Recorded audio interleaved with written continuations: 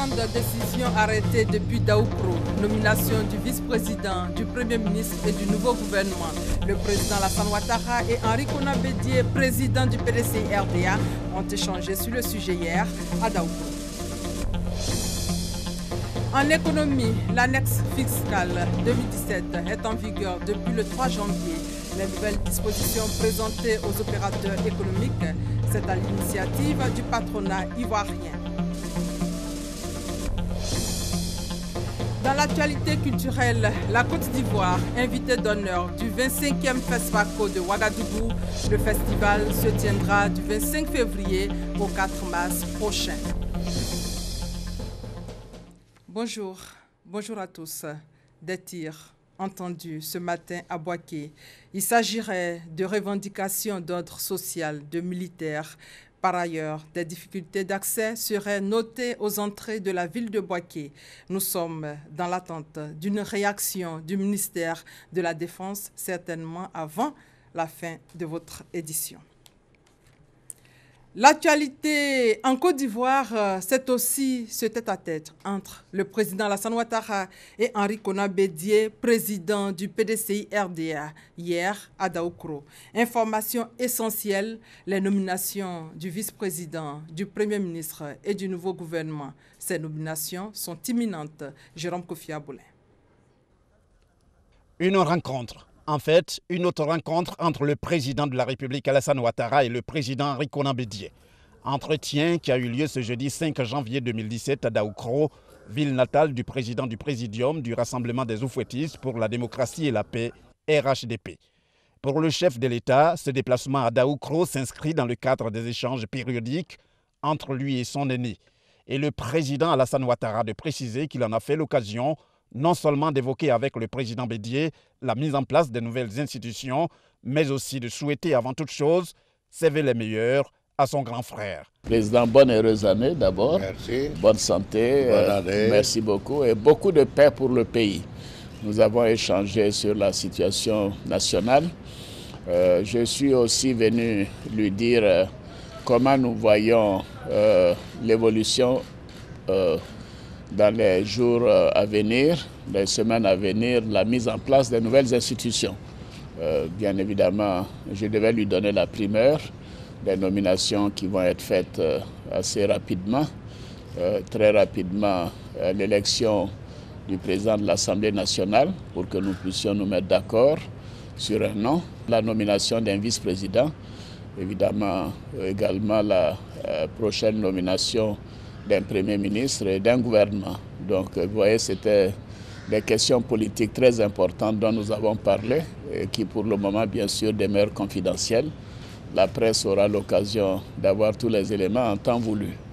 Voilà, Monsieur le Président, je voudrais vous remercier encore pour cette fraternité, le soutien que vous m'avez toujours apporté. Vous réitérez mes vœux de bonne année, de bonne santé pour vous-même, pour Mme Bédié. C'est précisément à 11h GMT que le président Alassane Ouattara est arrivé à Daoukro. À sa descente de l'hélico, il est accueilli par le président Bédié. Le chef de l'État a salué les personnalités présentes à l'accueil, notamment le corps préfectoral à Daoukro, avant de mettre le cap sur la résidence du président Henri Konan Bédié pour l'entretien qui a duré pratiquement 1 heure d'horloge. Et donc, de grandes décisions arrêtées, des présentations de vœux à Daoukro. Mais avant ce déplacement hier, également cérémonie de présentation de vœux au palais présidentiel. Grandes institutions et membres du gouvernement ont tous présenté leurs vœux de paix et de santé au chef de l'État. Viviane Aïmé. Le bal des présentations des vœux du Nouvel An au président de la République a été ouvert par les dignitaires de la République. En premier, les présidents des grandes institutions de l'État selon l'ordre protocolaire. La nouveauté, c'est l'entrée sur la liste de la Chambre des rois et chefs traditionnels représentés par le président du directoire. A suivi le collège des ministres avec en tête les ministres d'État. Si cette cérémonie de présentation des vœux est la toute première sous la Troisième République, elle n'a présenté pour l'heure aucun changement dans l'ordre protocolaire. Vœux également des présidents des juridictions et membres des bureaux des institutions. Leur souhait, la mise en place prochaine des institutions de la Troisième République. Mahama Traoré et Abiba Damblé Sawi. Troisième groupe de personnalités a présenté leurs vœux au chef de l'État, les présidents des juridictions et les membres des bureaux des institutions de la République. Des personnalités qui se disent prêtes à accompagner le chef de l'État dans sa volonté de doter la Côte d'Ivoire d'institutions crédibles et fortes sous la Troisième République. En un mot, des institutions capables de garantir la paix et la stabilité. Excellence, Monsieur le Président de la République, l'année que nous venons de commencer sera marquée par la mise en place des institutions de la Troisième République. Il va sans dire qu'elle aussi ne sera pas de tout repos pour vous. Puissent les vœux que les membres des institutions de la République sont venus vous présenter contribuer à vous assurer la force, le courage et la sagesse nécessaires à l'accomplissement de votre mission à la tête de notre beau pays. 2017, une année qui verra la mise en place effective des institutions de la Troisième République, comme promis par le chef de l'État. Une promesse que le président de la République entend tenir avec le concours des juridictions et autres institutions. Le calendrier 2017 s'annonce particulièrement chargé pour tous, car il nous faudra procéder rapidement à la mise en place des institutions de la Troisième République. À cet effet, je vous invite à élaborer le projet de loi organique devant régir vos institutions respectives en vue de leur examen dans les meilleurs délais. La diligence sera donc de mise pour compléter l'architecture institutionnelle de la Nouvelle République avec la nomination prochaine d'un vice-président et la mise en place du nouveau Parlement et d'un Sénat. Secteur privé et société civile ont aussi présenté leurs vœux au chef de l'État, les vœux d'une Côte d'Ivoire qui avance dans la paix. Abiba Dambélé, Salué. De tous les groupes reçus par le président Alassane Ouattara pour la traditionnelle cérémonie d'échange de vœux de ce 4 janvier 2017, il se présente comme le plus composite. Des représentants des organes de régulation, du secteur privé, des organisations corporatistes, syndicales, de la société civile et des dirigeants d'entreprises publiques. Ces diverses composantes partagent tout de même l'ambition nourrie par le chef de l'État quant au modèle voulu pour la société ivoirienne. Sous votre haute autorité, nous saurons relever les défis qui se posent encore à notre pays. Défis d'une croissance économique durable, défis de réduction de la pauvreté, défis du changement des comportements pour une véritable naissance de l'Ivoirien nouveau qu'à votre suite nous appelons de tous nos vœux. Retournant ses vœux de nouvel an à ses hôtes, le président Alassane Ouattara a réitéré toute la détermination du gouvernement à davantage apaiser le climat social. Un point d'honneur sera également accordé à l'environnement des affaires. J'ai pu vous assurer que tout au long de l'année 2017, nous poursuivrons notre politique d'amélioration de l'environnement des affaires afin d'offrir davantage d'opportunités au secteur privé qui doit prendre une part prépondérante dans la mise en œuvre du Programme national de développement 2016-2020. Je voudrais donc vous exhorter à vous engager davantage dans la recherche de solutions à la problématique du chômage, notamment de l'emploi des jeunes. Nous ne ménagerons aucun effort pour favoriser le dialogue dans le monde du travail à tous les niveaux, car il ne saurait y avoir un développement économique et social harmonieux sans un climat apaisé. L'émergence de notre pays à l'horizon 2020 est à ce prix. Il me revient que l'application du SMIC et des minima catégoriels connaît quelques difficultés ici et là. J'invite donc le patronat à prendre le relais de l'administration dans la sensibilisation pour une meilleure mise en œuvre des textes en la matière, car il est important que le SMIC soit appliqué comme arrêté par le gouvernement. Pour rappel, depuis 2013, le salaire minimum interprofessionnel garanti connaît une hausse. Il est passé de 36 000 à 60 000 francs CFA, suite à un décret présidentiel pris en vue d'améliorer le niveau de vie des Ivoiriens. On est toujours dans l'ambiance de présentation de vœux de Nouvel An au chef de l'État, au palais présidentiel. Guides religieux et têtes couronnées ont sacrifié à la tradition, nous dit Awa Touré. Heureux de contribuer à perpétuer cette tradition de présentation de vœux au président de la République, les gardiens de nos valeurs et coutumes se sont avant tout acquittés d'un devoir de gratitude envers le chef de l'État. Le président de la République, Alassane Ouattara, qui, à travers la nouvelle constitution, a élevé la Chambre nationale des rois et chefs traditionnels au rang d'institution de la République. Cette décision éminente aidera sûrement les rois et chefs traditionnels dans leur volonté de demeurer les garants de la paix, de la cohésion sociale et du développement durable en Côte d'Ivoire, ainsi que vous le souhaitez. Les guides religieux amenés par le Forum national des confessions religieuses et le Conseil supérieur des imams ont pour leur part prié pour la consolidation de la paix et de la cohésion sociale. Les imams tiennent à vous exprimer leurs très vives félicitations pour les initiatives et actions menées dans le cadre de la consolidation du climat de paix, de l'amélioration des conditions de vie de vos concitoyens et de la construction de la Côte d'Ivoire de demain. Monsieur le Président de la République, nonobstant ces efforts appréciables qui sont des avancées significatives de notre beau pays vers l'émergence en l'an 2020, des problèmes récurrents se posent avec acuité et constituent des préoccupations majeures pour tout citoyen lambda. La Côte d'Ivoire, notre pays, qui est un véritable pan du ciel que le Créateur a délicatement déposé sur la terre et qui doit répondre de plus en plus à sa noble vocation qui est d'être le modèle de l'espérance promise à l'humanité. Notre vœu est que, forte de cette vocation, forte de cette espérance, la Côte d'Ivoire, en cette année 2017, passe à la vitesse supérieure dans tous les domaines et à tous les niveaux.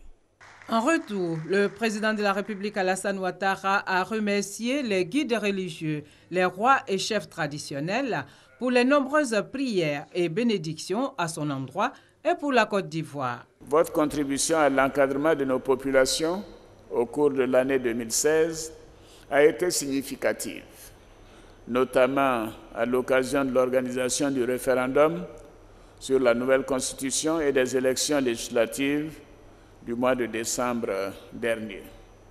Ces consultations électorales qui se sont déroulées dans le calme et la sérénité ont démontré la maturité politique de nos compatriotes, ainsi que la vitalité de notre démocratie.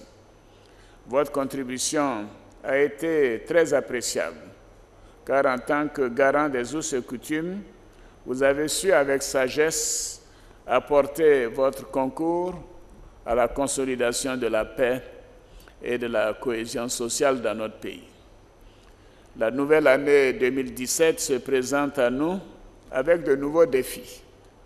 L'un des engagements que nous avons pris lors de notre rencontre en 2016 était la réconciliation entre les populations de notre pays. Nous poursuivrons nos efforts et je vous remercie des constats que vous avez faits. Nous continuerons de multiplier les initiatives visant à rassembler tous les fils et toutes les filles de notre pays. Le président Alassane Ouattara a par ailleurs annoncé des défis auxquels la Côte d'Ivoire doit faire face en 2017, notamment l'organisation des 8e Jeux de la francophonie et du 5e sommet Union européenne-Afrique. Après le palais présidentiel, cap sur la primature où le Premier ministre Daniel Kablan-Duncan a reçu des mains du ministre de la Promotion de la Jeunesse, de l'Emploi des Jeunes et du Service civique, Sidi Timoko Touré, le document de politique nationale de la jeunesse 2016-2020. Ce document fixe les principes, les fondements et objectifs de développement de la jeunesse. Le point avec Herman Guivet. Le ministre de la Promotion de la Jeunesse, de l'Emploi des Jeunes et du Service civique, Sidi Timoko Touré, remet au Premier ministre Daniel Kablan-Duncan le document de politique nationale de la jeunesse 2016-2020. S'ensuit une chaude poignée de main entre les deux hommes. Le Premier ministre Daniel Kablan-Duncan le transmet ensuite à Aboubacar Campo, représentant de l'UNICEF en Côte d'Ivoire et porte-parole des partenaires financiers à cette cérémonie. Puis les trois hommes posent pour la postérité un instant qui vient rendre compte de toute l'importance qu'occupe la question de l'emploi des jeunes dans la vision du chef de l'État, Alassane Ouattara. Il apparaissait urgent que le gouvernement adopte une politique nationale de la jeunesse qui donne une orientation claire à toutes les politiques sectorielles qui concernent les jeunes et leur développement tel que défini par le plan national de développement PND 2016-2020. Cette politique nationale de la jeunesse vise à apporter des réponses à deux préoccupations essentielles, à savoir créer les conditions d'un encadrement performant des jeunes ivoiriens, former cette jeunesse à des prises de responsabilité pour accompagner le développement national. Chers jeunes, ce document de politique traduit la réalité de vos conditions de vie, de vos aspirations, mais surtout de vos attentes. Chers partenaires, les jeunes espèrent et croient en l'avenir au travers de cette politique qui leur est spécialement dédiée. C'est un effectif global de 110 805 jeunes qui a été pris en charge à travers les différents dispositifs gouvernementaux d'insertion des jeunes, pour un objectif fixé à 118 709, soit un taux de réalisation de 90%. Le gouvernement entend aller plus loin et plus vite en développant entre autres l'entrepreneuriat des jeunes, mais aussi l'auto-emploi, le volontariat et le bénévolat.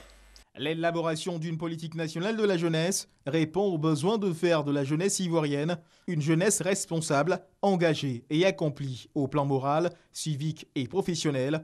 En somme, il s'agit de faire du jeune un Ivoirien nouveau afin d'épouser l'orientation du gouvernement dans sa quête de l'émergence à l'horizon 2020. En économie, l'annexe fiscale 2017 est en vigueur depuis le 3 janvier. Les nouvelles dispositions prises ont été présentées aux opérateurs économiques. C'est à l'initiative du patronat ivoirien. Le reportage de Francis Boifo. L'annexe fiscale 2017 suspend l'obligation de déclaration annuelle de l'impôt général sur le revenu IGR jusqu'au 31 décembre 2018. Les pensions de retraite n'excédant pas 300 000 francs CFA ne sont plus soumises à l'impôt sur traitement et salaire ITS, de même que les rentes viagères n'excédant pas 100 000 francs CFA.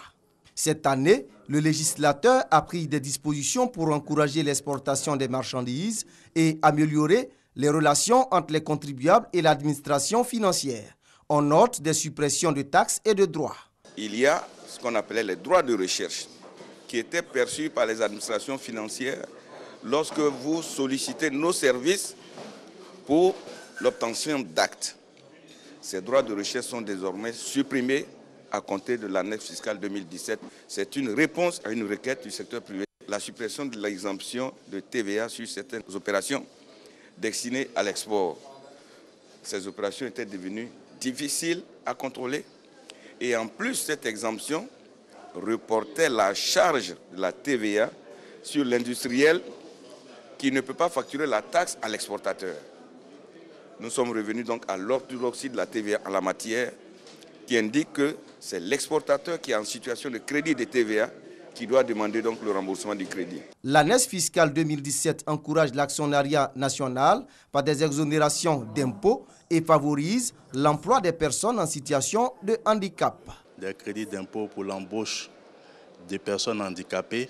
Il y a également des améliorations quant au droit à payer en cas de succession qui baisse carrément de plus de 75%. Pour les PME, par exemple, il y a un crédit d'impôt qui est accordé. Il y a aussi, disons, des améliorations qui sont apportées dans la présentation des comptes en fin d'exercice. On a repoussé ça maintenant au 30 juin. Dans l'ensemble, il n'y a pas de nouvelles impactant négativement les sociétés. Et je dois dire que ça, c'est quand même quelque chose à souligner. Pour le directeur général des impôts, Siabou Ouattara, les 27 mesures contenues dans l'année fiscale 2017 visent à améliorer l'environnement des affaires et le quotidien des contribuables. On s'intéresse maintenant à la lutte contre la pauvreté. La Mutuelle générale des commerçants de Côte d'Ivoire s'engage pour le bien-être de ses membres. En ce moment même, l'organisation forme ses commerçants dans divers domaines. Grâce Kando. Tracasseries routières, non-assistance dans l'évacuation et la distribution des produits, quelques problèmes auxquels sont confrontés les commerçants de Côte d'Ivoire, une situation qui a des répercussions sur le coût des produits. Pour remédier à ces difficultés, la Mutuelle générale des commerçants de Côte d'Ivoire, MUGECSI, appelle à une synergie d'action. Les gens parlent du coût élevé, souvent on indexe le commerçant, mais non, ce n'est pas lui. Le commerçant n'est qu'un maillon dans le processus. Ce qui doit être fait, c'est de faire asseoir les transporteurs, les commerçants, les producteurs, les industriels et puis les fermiers sur la même table de discussion, sans oublier les forces de l'ordre. Une fois qu'on discute ensemble, le problème sera levé une fois pour toutes. En attendant que des propositions soient faites, la MUGECSI s'active pour le bien-être de ses membres. Quand un marché brûle, ce n'est pas seulement que les marchandises qui s'en vont, mais il y a l'argent espèce qui s'en va. Il faut inculquer la notion de bancarisation aux commerçants, de telle sorte qu'aujourd'hui, le commerçant soit un commerçant moderne et modèle. Il y a cette barrière, cette peur qui était entre la banque et puis l'informel là, qui est levée. Aujourd'hui, les gens ont confiance à la banque. Les gens ne gardent plus l'argent à la maison. Et je pense que c'est un pari gagné. La Mutuelle générale des commerçants de Côte d'Ivoire a obtenu aussi, auprès d'une institution financière, des prêts de 500 000 à 5 millions de francs CFA pour les commerçants en vue du renforcement de leurs capacités. Un volet consacré à la réconciliation en Côte d'Ivoire. Le frère aîné de l'ancien leader des jeunes patriotes, Charles Blé Goudé, est de retour à Abidjan. Boniface Nyepo-Blé, capitaine des douanes ivoiriennes, a été accueilli mercredi nuit à l'aéroport par la ministre de la Solidarité, de la Cohésion sociale et de l'indemnisation des victimes, Mariatou Kone. Boniface Nyepo était en exil depuis 2011. Alexis Ouedraogo. Il était en exil depuis le 29 juin 2011 au Bénin. Boniface Nyepo-Blé, frère aîné de Charles Blé Goudé, a regagné Abidjan avec son épouse. Pour lui, la mission menée par la ministre Mariatou Kone au Libéria et au Ghana a rassuré. Nyepo-Blé entend œuvrer à réintégrer ses fonctions. 6 ans d'absence dans son pays, je pense que c'est trop. Et il était temps que j'y mette fin à cette absence-là pour y gagner ma famille, pour y gagner mon pays et pour y gagner mon travail. La ministre a pour sa part salué cette décision de retour. Elle a rappelé les garanties offertes par le gouvernement, à savoir la sécurité, la réintégration socio-économique et la liberté de circuler. Quand on est dehors, on est chez autrui. Maintenant, il est rentré chez lui. Il va circuler en Côte d'Ivoire comme tout citoyen ivoirien avec tout ce qu'il y a. Pour ceux qui hésitent encore, je vais dire qu'il faut... c'est vrai, il y en a qui se cachent pour venir, mais il faut venir, il faut rentrer parce que, comme j'ai l'habitude de le dire, le vent de la paix et le vent de la sécurité souffle sur la Côte d'Ivoire. En tout cas, il n'y a pas de raison de rester à souffrir à l'étranger, souffrir chez les autres, alors qu'on a tout le bien-être chez soi. Avant lui, de retour en Côte d'Ivoire après plusieurs années d'exil, Kadé Bertin, ex-ministre de la Défense de Laurent Gbagbo, et Kakou Brou, alias Maréchal Kabé, ont été réintégrés début août dans la fonction publique. Dans le domaine de la santé, le ministère de la Santé veut mettre de l'ordre au niveau des cliniques privées. De plus en plus de patients se plaignent de la qualité des prestations dans ces établissements sanitaires privés.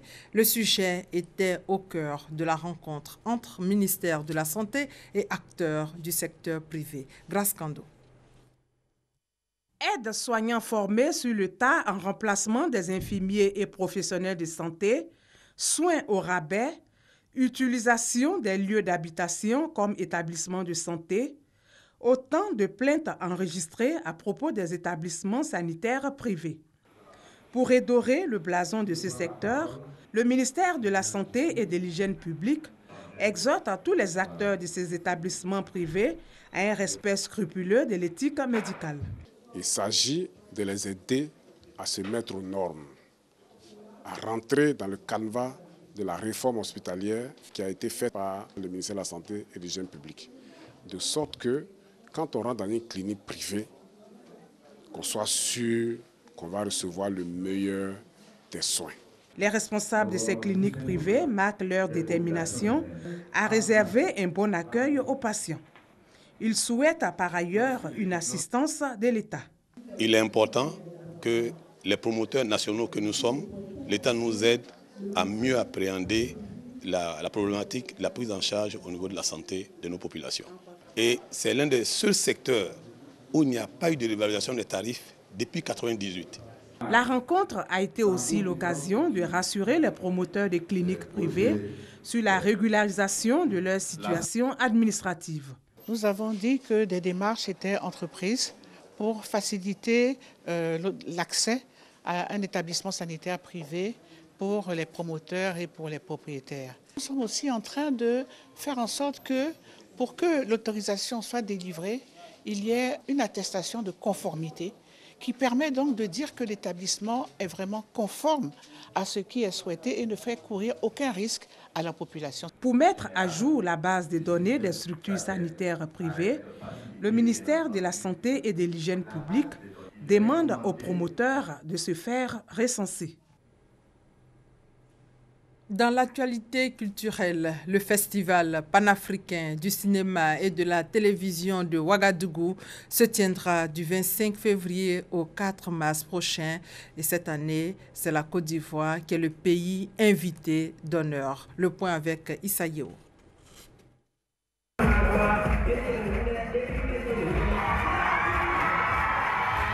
Salle archi-comble pour le lancement du 25e FESPACO, Festival panafricain du cinéma et de la télévision de Ouagadougou, à Abidjan. Cette année, la présence de la Côte d'Ivoire comme pays invité d'honneur est la matérialisation de la coopération sud-sud. Le choix porté sur la Côte d'Ivoire se justifie par notre volonté commune de mettre en lumière le dynamisme de l'industrie ivoirienne du cinéma et de l'audiovisuel et de favoriser ainsi un échange d'expériences. Le cinéma ivoirien a fortement marqué l'histoire du FESPACO avec des cinéastes de grande renommée, tels que les doyens Henri Duparc, Fadiga Kramo Lassiné et Nyom Bala. En qualité de pays invité d'honneur, je puis vous assurer que la Côte d'Ivoire pourra montrer la richesse et la diversité de son patrimoine culturel et cinématographique, en présentant des films, de longs métrages, de courts métrages, des documentaires et des films écoles. L'honneur fait à la Côte d'Ivoire est salué par les nombreux artistes. C'est un symbole très fort. Quand on sait l'histoire qui existe entre les deux pays, la Côte d'Ivoire et le Burkina, qui sont des pays frères. Le délégué général du FESPACO, Ardu Massouma, a saisi l'occasion pour dévoiler la liste des 20 films en compétition pour les Talons d'or du Yenenga. La Côte d'Ivoire sera présente à ce grand rendez-vous avec 2 films, L'interprète et Innocent malgré tout. Pour la cérémonie d'ouverture de ce 25e FESPACO, Alpha Blondy, la méga star du reggae ivoirien, est annoncé à Ouagadougou. Le FESPACO aura lieu du 25 février au 4 mars 2017 à Ouagadougou. Parlant des Olympiades de maths au Maroc, l'équipe ivoirienne vise aussi la première place. Les détails avec Emma Niamien. Ici, quels sont les noms que nous manquons? Ils sont 50 présélectionnés qui tenteront de figurer parmi les 6 compétiteurs qui vont représenter la Côte d'Ivoire aux Olympiades panafricaines de mathématiques au mois de mai au Maroc. Ils ont moins de 20 ans et sont les meilleurs élèves en mathématiques des lycées et collèges de Côte d'Ivoire.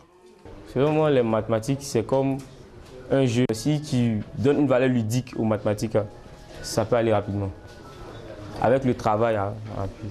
Les mathématiques, c'est vrai que c'est abstrait, mais je pense que c'est accessible aussi aux filles. c'est pas tellement difficile. On peut y arriver si on le peut.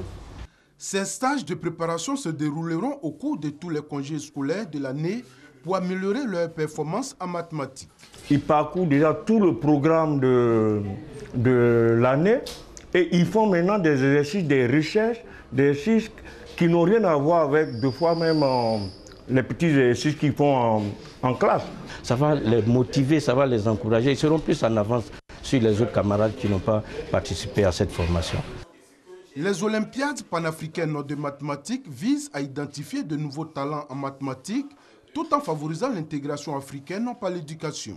Les 6 compétiteurs ivoiriens qui seront retenus à l'issue des stages représenteront également le pays aux Olympiades internationales de mathématiques en juillet à Rio de Janeiro. Le BNET, le Bureau national d'études techniques et de développement, remet des travaux au ministère du Sport pour la professionnalisation du secteur. Koulibaly Seydou de RTI Sport. Après 2 saisons de travaux sur la professionnalisation du sport en Côte d'Ivoire, le Bureau national d'études techniques et de développement a rendu son étude au ministère des Sports et Loisirs. Une étude réalisée en partenariat avec le cabinet français Havas. Dans la salle de conférence du Centre d'information géographique et du numérique du BNET, le directeur général, Koulibaly Kinapara, a remis officiellement les conclusions de l'étude au ministre des Sports et Loisirs, François-Albert Amicha. Une étude accueillie avec beaucoup de joie par le premier responsable du sport ivoirien. On nous a remis donc ce rapport. Nous allons maintenant au niveau du ministère l'étudier dans le détail et avec la grande famille du sport voir sa mise en application. Cette étude menée par le BNET a montré que la Côte d'Ivoire, grande nation de sport, était terriblement malade de ses infrastructures sportives et surtout de son financement. Alors que la Côte d'Ivoire ne dispose que de 2 stades répondant aux normes internationales, des pays comme le Maroc en comptent 6 et l'Afrique du Sud une dizaine. Et pour le financement de nos sports, l'étude menée par le BNET recommande de s'appuyer sur le budget de l'État, la parafiscalité et les sponsors. Une étude dont le directeur général du BNET est fier. C'est une collaboration, disons, qui est continue, parce que nous avons travaillé quand même avec le monde du sport depuis plusieurs années. Donc c'est une collaboration donc, qui prend une nouvelle forme aujourd'hui. La mise en place des recommandations sur la professionnalisation du sport ivoirien est aussi attendue par les fédérations. Les conclusions de cette étude étaient très attendues par nous, présidents des fédérations, par tout le monde sportif. Avec cette étude qui trace la voie à suivre pour booster notre sport, un palier vient d'être franchi dans la mise en place de structures pour un sport ivoirien de plus en plus performant. Comme annoncé au début de ce journal, des tirs ont été entendus ce matin à Bouaké et nous avons là maintenant le communiqué du ministère de la Défense. Dans la nuit du 5 au 6 janvier 2017, aux environs de 0h30, un groupe de militaires a fait irruption à l'état-major de la 3e région militaire en faisant usage d'armes à feu. Le commandant en second de la 3e région militaire de Bouaké et le commandant du bataillon d'artillerie sol-sol présent à l'état-major de région de Bouaké sont rentrés en discussion avec le groupe. Des doléances ont été présentées. Paiement de primes, augmentation de salaire, réduction du temps à passer dans les grades, éclaircissement à propos d'une supposée prime Ecomog, mesures, mise en alerte de l'ensemble des troupes, renforcement de la sécurité des emprises militaires. Il est demandé à tous les soldats de garder leur calme et de rentrer dans les casernes en vue de permettre la recherche de solutions durables pour l'ensemble des composantes des forces armées de Côte d'Ivoire, fait à Abidjan le 6 janvier 2017 et c'est signé Alain Richard Donvoyi, ministre de la Défense. Ce communiqué met donc fin à ce 13h supervisé par Michel Mambo. Merci de votre fidélité et paix sur la Côte d'Ivoire.